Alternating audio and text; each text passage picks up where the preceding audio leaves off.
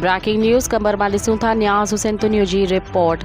कंबर सिटी थाणे जी हद में मोहल्ला मस्तोई में रिंद बिरादर ॿिनि सगन भाइरनि में झेड़ो ऐं फायरिंग में गोलियूं लॻण सबबि वॾे भाउ हथां नंढो भाउ सख़्त ज़ख़्मी लाड़काना अस्पताल मुंतक़िल।